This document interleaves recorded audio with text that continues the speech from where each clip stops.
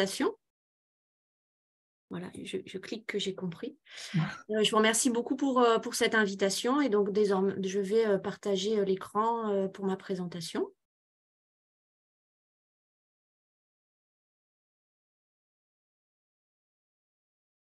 Donc, en effet, je suis enseignante-chercheuse à l'Institut national polytechnique. J'enseigne à la fois à la prépa et à l'École nationale supérieure agronomique de Toulouse. Et puis, j'effectue ma recherche au sein de l'UMR avec INRAE et le IPURPAN, donc dynamique et écologie des paysages agriforestiers.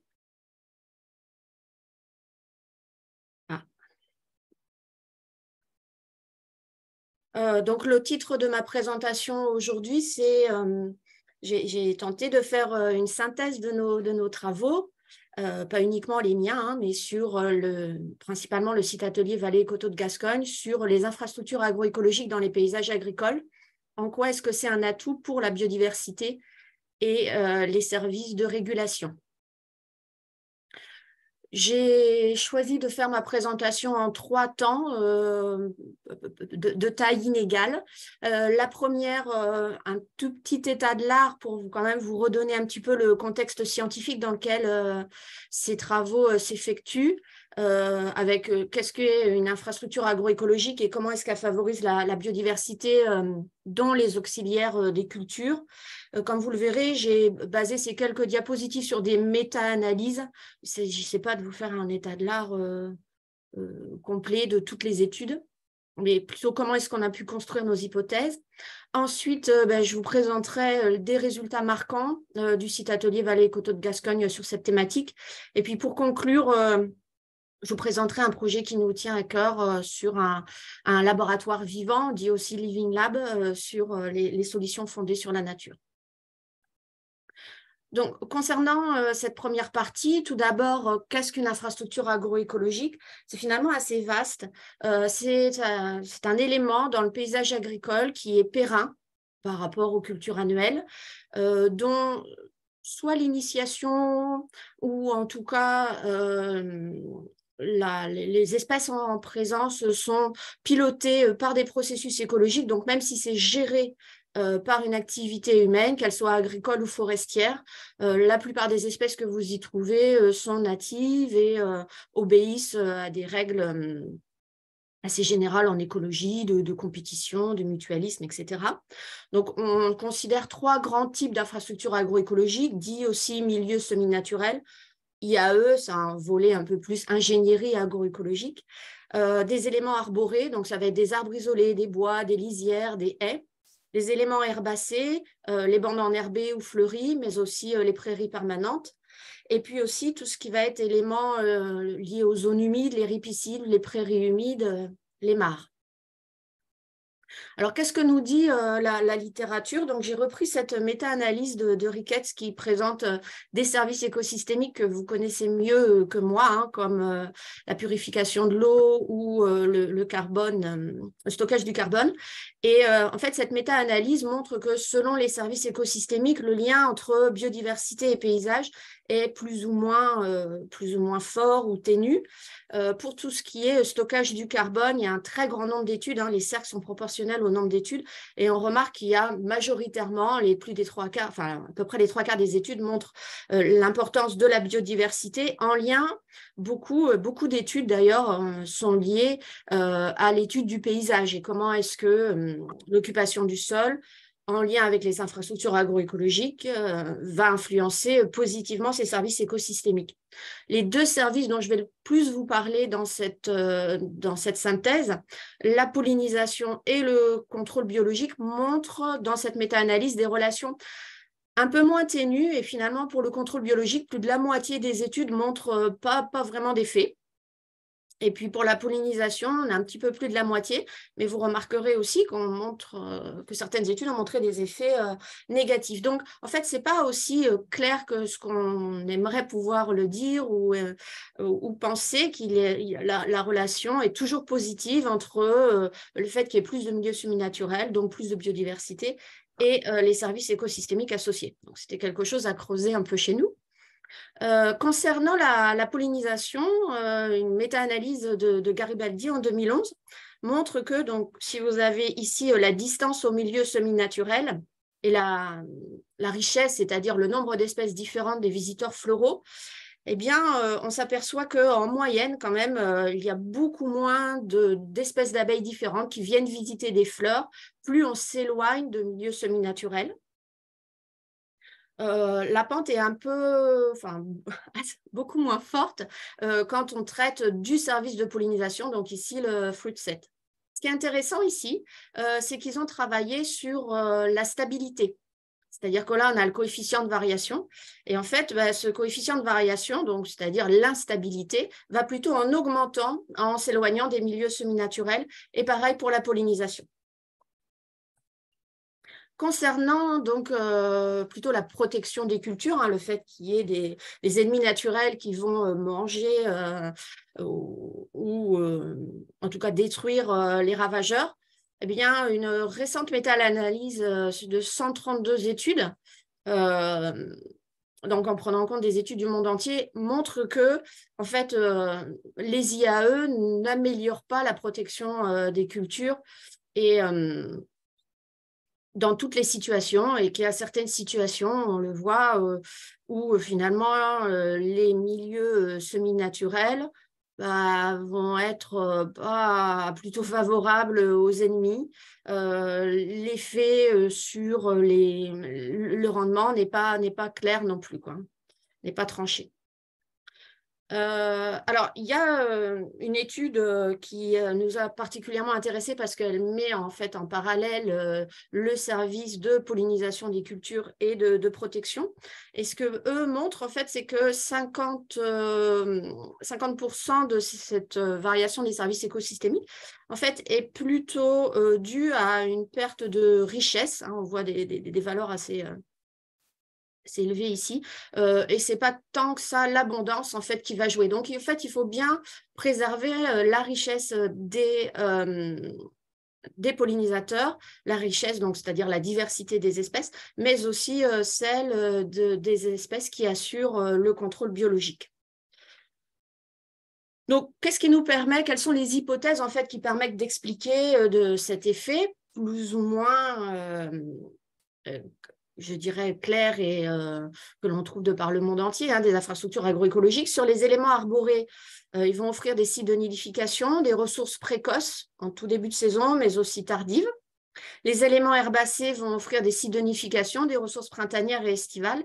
Puis tout ce qui va être lié au milieu humide, ça peut sembler une lapalissade, mais en fait, un certain nombre de nos bêtes sont assez dépendantes de la ressource en eau, surtout l'été, même si on n'a pas l'impression que les insectes boivent, la boue qui va leur permettre de faire des nids, et puis des ressources estivales, encore de la végétation, des quelques fleurs, et puis de la végétation appétante pour nos insectes. Donc, on a voulu essayer d'investiguer un peu toutes ces hypothèses dans le site atelier Vallée et Coteaux de Gascogne. Donc, malheureusement, on n'a pas eu la chance de vous accueillir cette année, mais ce n'est pas que partie remise d'après ce que j'ai compris. Et je vous ai remis ici quelques éléments sur cette diapositive. Je n'avais pas prévu initialement de le faire parce que vous deviez avoir des présentations dans ce sens. Donc, on est situé ici. Vous avez déjà beaucoup, j'imagine, entendu parler du bassin versant d'Oradé, qui est inclus dans un site qui est plus grand, dans lequel on fait des suivis de chevreuils. Les collègues du CEFS font ça depuis une trentaine d'années. Il y a des suivis d'oiseaux depuis les années 80. Et puis, on fait aussi des suivis d'insectes auxiliaires et des mesures du service de prédation sur des œufs de papillons, prédation sur des pucerons. Donc, on met des petites cartes sur le terrain, dans des configurations paysagères différentes, dans des parcelles avec des pratiques différentes. Et puis, on regarde combien de ces ravageurs que l'on a fixés sur ces cartes vont être mangés. Et idem, en fait, pour la pollinisation, on va mettre ce qu'on appelle des phytomètres, ici, tout simplement des fraisiers, certains en sachet, d'autres pas, ce qui nous permet, en faisant le delta, d'avoir une idée de la pollinisation entomophile. Et puis, on va aussi piéger les abeilles. Donc ça, c'est des suivis qui sont mis en place depuis une dizaine d'années, donc dans le cadre de la zone atelier Pyrénées-Garonne. Donc les éléments que je vais vous donner ensuite, en fait, ce sont des résultats qui ont été obtenus dans ce site atelier.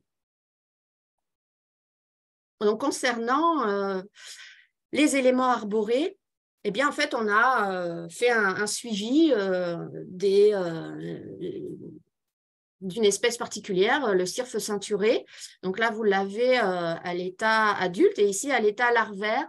Alors, vous avez ici une larve de cirfe et là, il est en train de dévorer un puceron. Donc, à l'état larvaire, il assure le service de protection des cultures. Et puis, à l'état adulte, il est aussi pollinisateur et il va récupérer de la ressource, entre autres les femelles pour maturer les œufs, avec les ressources florales.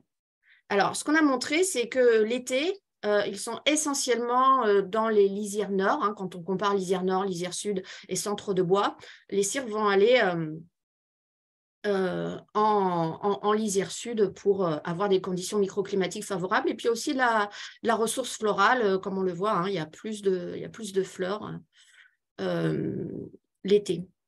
Alors que l'hiver, alors bon, tout est assez bas, mais en fait, il n'y a aucun cirque en lisière nord l'hiver. Ils vont être en lisière sud. Je crains d'avoir dit une bêtise hein, tout à l'heure. Pardon, la diapo précédente, ils sont en lisière nord l'été et ils sont en lisière sud l'hiver. Bah, parce que les conditions microclimatiques sont un peu plus favorables et aussi parce que le peu de fleurs qu'on trouve, on va les trouver en lisière sud. Donc, si en effet les cirques, en tout cas à l'état adulte, parce que c'est eux qu'on capturait avec cette manip-là, sont plus à proximité des bois et sur les lisières sud en hiver, on devrait trouver plus de larves qui assurent le service de régulation des ravageurs dans des bois, dans des parcelles de blé qui se trouvent à proximité de bois. Donc, on a fait un suivi sur 5 ans. Alors, l'année 2003 a montré une différence significative sur l'abondance précoce des cirques. Donc, c'est-à-dire qu'on a, sur le tout début du printemps, les larves de cirques, les cirques sont plus présentes dans des parcelles de blé qui sont à proximité de bois. Vous vous rappelez peut-être de l'été 2003, on en aura d'autres des comme ça malheureusement, mais on a eu donc de gros soucis, c'est-à-dire des abondances très faibles. Hein. L'entomofaune a mis à peu près 2 ans à se relever de l'été 2003.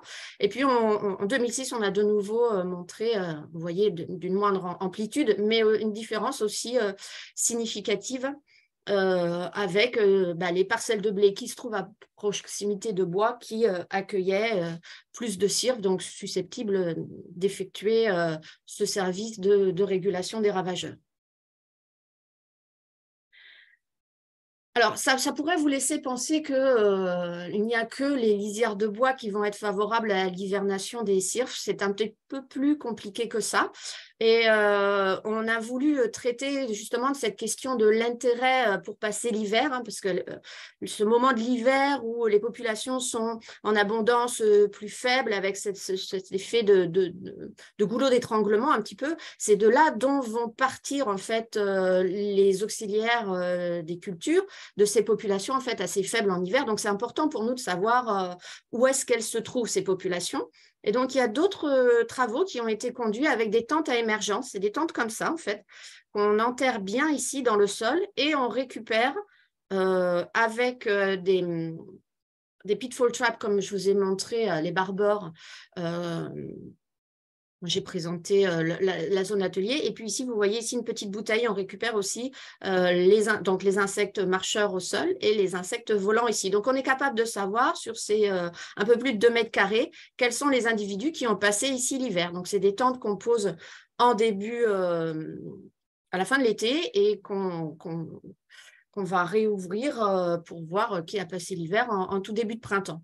Donc, je vous ai mis ici un graphique en fait qui parle de toute l'abondance des ennemis naturels. Bon, on voit que certains milieux semi-naturels comme les prairies permanentes, que ce soit dicotylédones ou monocotylédones, renferment beaucoup d'auxiliaires des cultures. Bon, pour les cirques, on n'a pas montré de différence significative. Les cirques vont à l'état larvaire, certainement les derniers stades larvaires, passer l'hiver dans ces milieux semi-naturels.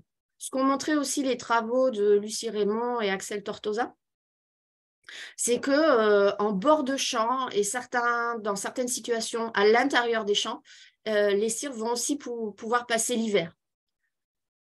Donc, les infrastructures agroécologiques y contribuent, mais pas uniquement, hein, les bords de champs et dans certains champs aussi.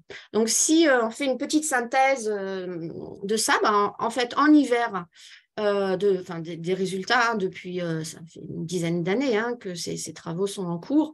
En hiver, ils vont passer l'hiver dans les bois, dans les lisières sud, les haies, les bords de champs, mais aussi dans les champs.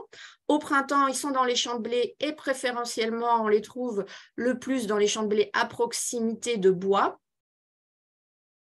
où ils assurent le service écosystémique. Et puis, en été, en fait, ils se rétractent vers les lisières nord de bois, les prairies humides. Et donc, c'est cette approche, en fait, temporelle de l'utilisation de l'espace au sein de la mosaïque agricole qui est fondamentale pour pouvoir ensuite faire des préconisations en termes d'ingénierie agroécologique sur le service de régulation des pucerons sur céréales. Hein. Dans notre cas, c'est essentiellement ça qu'on a étudié. Concernant les pollinisateurs, on a mis en place, avec des collègues d'Orléans, des manips sur colza, parce que là, on travaillait sur colza. Là, l'enjeu pour la pollinisation par les insectes, elle est importante dans notre région, essentiellement sur colza, tournesol, puis après sur les prairies, dont la luzerne. Et donc, on a mis en place en fait un protocole où on a piégé à différentes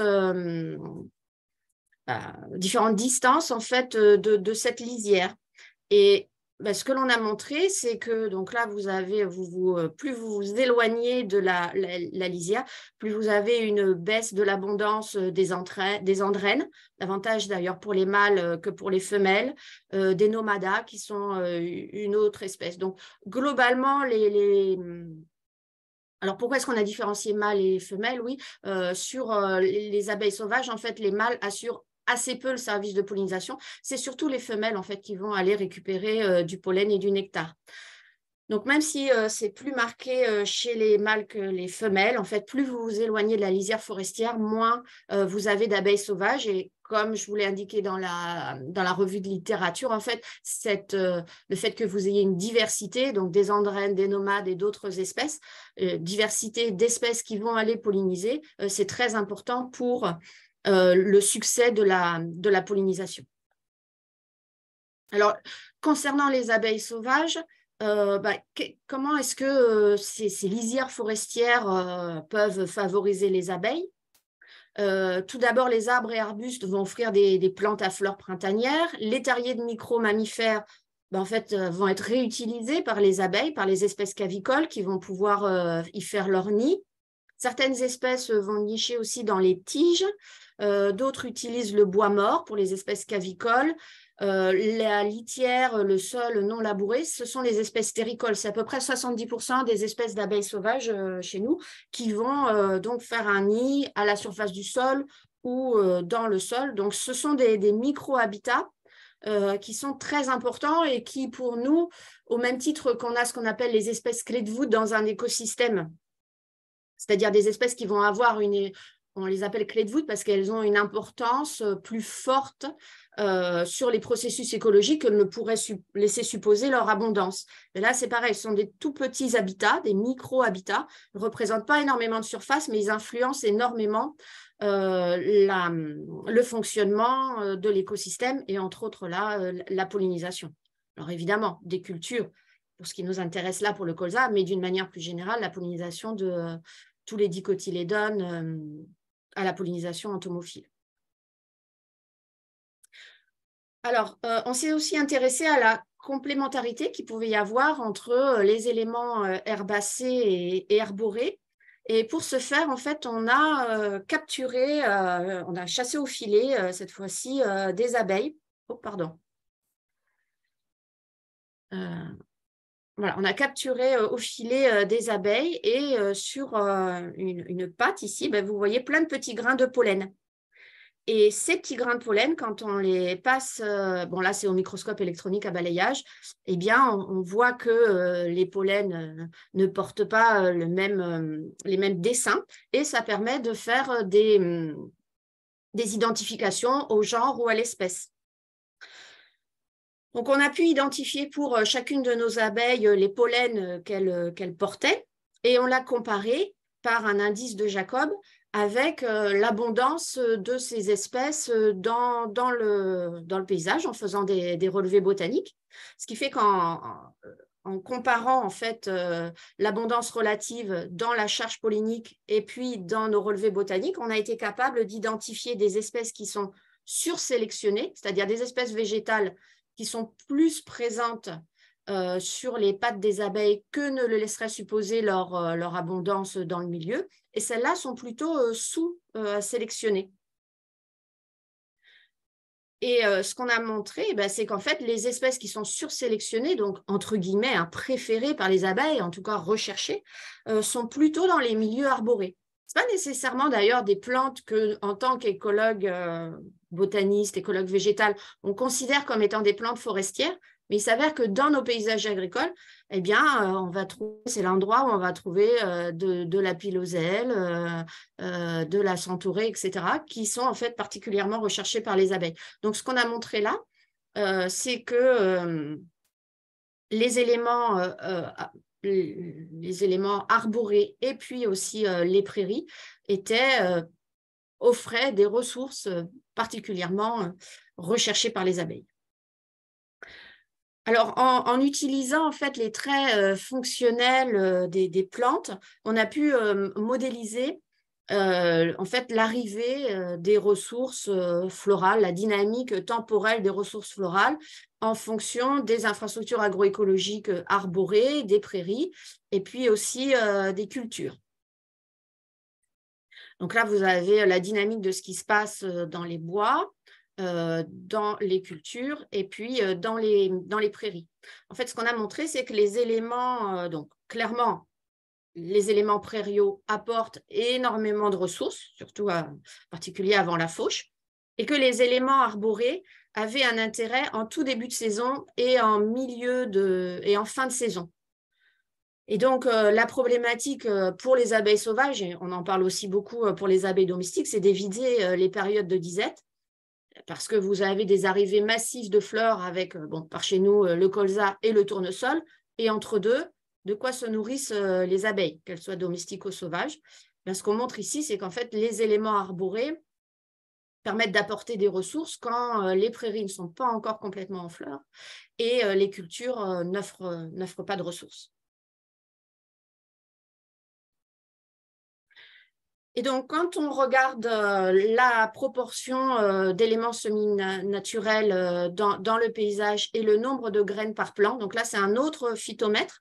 On a utilisé la moutarde parce que c'était un bon mimétique, je dirais, du colza et beaucoup plus facile à conduire au labo. Eh bien, on montre que plus vous avez d'infrastructures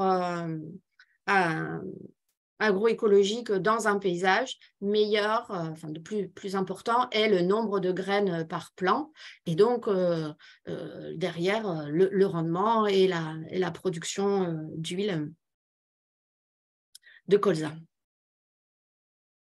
Donc, à la fois, c'est suivi à long terme des abondances et puis ces études plus ponctuelles pour démêler certains mécanismes, ça nous a permis de modéliser, de spatialiser en fait la niche écologique de ces abeilles dans les paysages agricoles.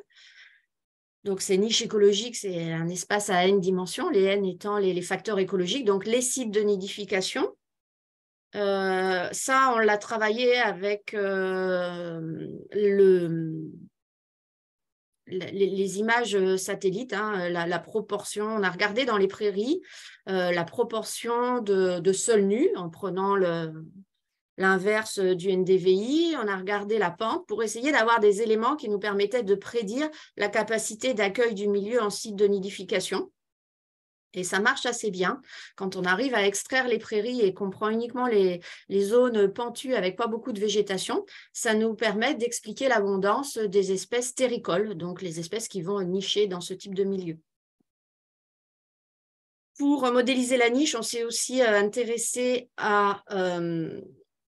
aux prairies et à la ressource florale des prairies. Et en faisant des relevés botaniques en lien avec un suivi sentinelle, on a été capable de prédire en fait la diversité en plantes et la diversité en couleurs des fleurs. Donc pour affiner notre compréhension en fait de cet axe ressources florales.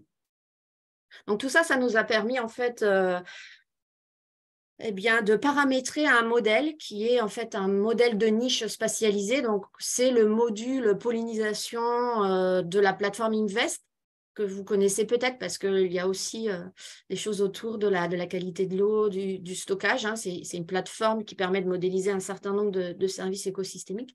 Donc, les données d'entrée, c'est des cartes d'occupation du sol, une table qui donne pour chaque type d'occupation du sol, en fait, la quantité de ressources florales, la possibilité d'accueil en nid. Donc, ça qu'on a pu informer grâce aux travaux que je vous ai présentés précédemment. Et puis, des informations aussi sur les traits de vie des abeilles. Donc, on est capable de modéliser différents types d'abeilles. Donc, on fait passer ça dans ce modèle de niche spatialisé et on a en sortie en fait, des cartes d'offres en pollinisateurs et des probabilités de visite. Alors, je vous montre ici une application possible de ce modèle. En fait, on s'est posé la question suivante avec des expériences de simulation. Si on ajoute une parcelle fleurie à cet endroit-là, où est-ce qu'on doit mettre une parcelle de colza, une parcelle de tournesol, en l'occurrence là c'est du tournesol qu'on a modélisé, où est-ce qu'on doit mettre la parcelle de tournesol pour qu'elle bénéficie au mieux des pollinisateurs? La réponse, c'est un peu une réponse de Normand, c'est-à-dire qu'il faut la mettre pas trop près, mais pas trop loin. Si on la met trop près, en fait, le tournesol va souffrir de la compétition avec la ressource florale parcelle fleurie. Mais si on la met trop loin, donc trop loin, oups, excusez-moi, trop loin, c'est au-delà vous voyez, ça redescend à 1600 mètres. Hein. L'idéal, c'est plutôt de le mettre autour de 1 km. Si vous mettez trop loin, vous perdez le bénéfice lié à l'apport de sites de nidification et puis aussi de ressources florales pour passer le reste de l'année. Donc, voilà le type de sortie qu'on peut avoir grâce à ces modèles. Mais je le redis, hein, ces modèles, on est bien obligé de les nourrir avec des données à la fois sur la biologie de l'espèce et l'utilisation de cet espace qui sont... On peut acquérir ces données-là grâce au suivi à long terme qu'on a mis en place. Un autre exemple, c'est la modélisation paysagère pour le service de régulation. Et donc là, c'est des travaux qui sont conduits en lien avec les agriculteurs. L'idée est la suivante, donc vous avez des paysages et puis ici la modélisation du service de régulation. Donc ça, c'est le niveau de référence, c'est l'état actuel du paysage. Et puis, si on essaye de diversifier les assolements et puis de passer en agriculture biologique, on améliore le service de régulation des ravageurs. Et ici, en fait, si on essaye de concerter ces deux changements, donc diversification des assolements et passage en agriculture biologique pour optimiser les régulations, eh bien, ce qui est important en fait ici à noter, c'est que le niveau minimum augmente. Et donc, ces travaux-là sont conduits en lien avec des agriculteurs auxquels sont présentés ces travaux. Et les agriculteurs adhèrent totalement, c'est-à-dire qu'ils ont bien conscience, on le voit ici, que la concertation entre tous les agriculteurs au sein du paysage, elle est nécessaire pour que, je dirais, en investissant, parce que là, en fait, ça coûte le même prix de faire ça ou de faire ça. La différence ici, c'est qu'il y a une recherche de cohérence écologique et qui nécessite une solidarité, une cohérence territoriale. Et le fait que les agriculteurs échangent entre eux pour optimiser qui va passer en agriculture biologique et qui va diversifier son assolement.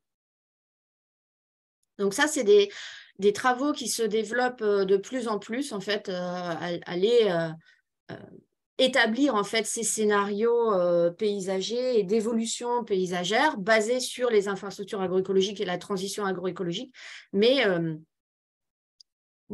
nécessitent une adhésion et un travail, une co-construction avec les agriculteurs. Et grâce à ces travaux en fait, de modélisation, on arrive à montrer l'intérêt de cette cohérence territoriale. Donc, j'en arrive à mon dernier point sur ce laboratoire vivant des solutions fondées sur la nature. Donc, on a déjà, on travaille, on a commencé à travailler sur ces questions de bouquets de services avec la biodiversité, avec entre autres le suivi sur les oiseaux, la qualité de l'eau, avec les collègues du LEF, nous sur la régulation des ravageurs, des questions aussi autour des zoonoses et puis du déplacement des chevreuils avec les collègues du CEFS. On a travaillé aussi à l'élaboration de scénarios et puis aussi la question de qu'est-ce que pensent finalement les habitants de ces territoires-là, de la biodiversité et des services rendus. Donc ça, c'est les travaux de nos collègues économistes du LEREPS qui travaillent avec nous et sur le même site d'études pour envisager donc ces bouquets de services et puis comment élaborer ces scénarios, comment interagir avec les agriculteurs. Et nous, en fait, on fait tourner dessus nos modèles, que ce soit ceux sur la quantité et la qualité des masses d'eau, la régulation des ravageurs, la pollinisation, le revenu des agriculteurs, donc ça, c'est les collègues économistes. Et puis, on leur fournit finalement, et on discute avec eux des sorties de ce modèle. Ça, c'est des travaux qu'on a déjà engagés. Je ne vous présente pas les résultats parce qu'on est encore en train d'y travailler. Et c'est ce qui nous a amené finalement à pouvoir proposer et s'inscrire dans un Living Lab. Alors, ce Living Lab, il est basé sur les solutions fondées sur la nature. Donc, le principe des solutions fondées sur la nature, c'est qu'on considère plusieurs services écosystémiques. C'est donc des compromis, des synergies entre ces services écosystémiques et que les bénéfices doivent être sociaux, économiques et aussi pour la biodiversité. Il doit y avoir des bénéfices environnementaux et directement pour la biodiversité, même la biodiversité qui n'influence pas directement les services. Donc, dans le cadre de ce laboratoire vivant, il y a bien sûr la partie sur les infrastructures agroécologiques qui sont des solutions fondées sur la nature avec la plantation de haies, de bois, de prairies qui sont basées sur ce que je vous ai présenté précédemment, ce qui permet donc de travailler à l'échelle paysagère sur de la connectivité de ces milieux semi-naturels et puis la restauration de la connectivité pour favoriser finalement le déplacement de ce qu'on appelle les agents mobiles de services écosystémiques. Et puis, il y a aussi des leviers agronomiques comme la diversification des cultures à l'échelle de la parcelle et puis aussi à l'échelle de la mosaïque culturelle. Donc ça, c'est les solutions fondées sur la nature, que ce soit à l'échelle de la tâche ou à l'échelle du paysage, qui nécessite donc quand on veut avoir une cohérence écologique, il faut qu'il y ait de la discussion et de la cohérence territoriale. Tout ça pour adresser en fait des enjeux sociétaux liés au changement climatique, donc les services écosystémiques rendus autour de la qualité de l'eau, l'adaptation au changement climatique, puis tout ce qui est en lien avec la production agricole, avec la régulation des ravageurs, la pollinisation, la santé des animaux. Donc, évidemment, on ne traite pas tous les services écosystémiques, mais là, c'est les forces en présence vont nous permettre de continuer à travailler ces questions-là.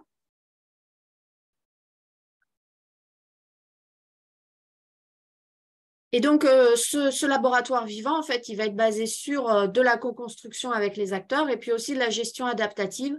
L'idée, c'est de ne pas être sur de la production de nos résultats. On va le co-construire avec les agriculteurs. Et puis, je dirais l'encadrement de la production agricole. L'idée, c'est aussi que on va identifier ensemble des variables pour savoir si on a atteint le niveau satisfaisant sur les services écosystémiques, mais aussi mesurer les potentiels disservices Par exemple, la propagation des maladies à tiques, hein, avec nos collègues sur le chevreuil. Donc, on se met d'accord sur la façon dont on va évaluer le fait qu'on a atteint nos objectifs. Ça va nous permettre aussi, nous, en tant que scientifiques, peut-être de réajuster, de faire d'autres propositions. Et ces ajustements, on le fait avec eux et ensuite, on repart sur cette boucle de gestion adaptative. Donc, non seulement ce n'est pas linéaire, mais en plus, c'est itératif et les scientifiques seront amenés aussi à modifier des préconisations, des questions, des façons de voir les choses en fonction de ce que des réponses en fait hein, que nos agroécosystèmes vont avoir quand on va ajouter une haie, augmenter la diversification, la diversité des cultures, etc. Donc, je tenais à remercier tous, évidemment, les agriculteurs qui nous permettent de travailler avec eux, les étudiants, nombreux en thèse, en master, qui vont avec nous sur le terrain, et puis tous ceux qui nous soutiennent financièrement pour mener ces études. Voilà, je suis à votre disposition si vous avez des questions.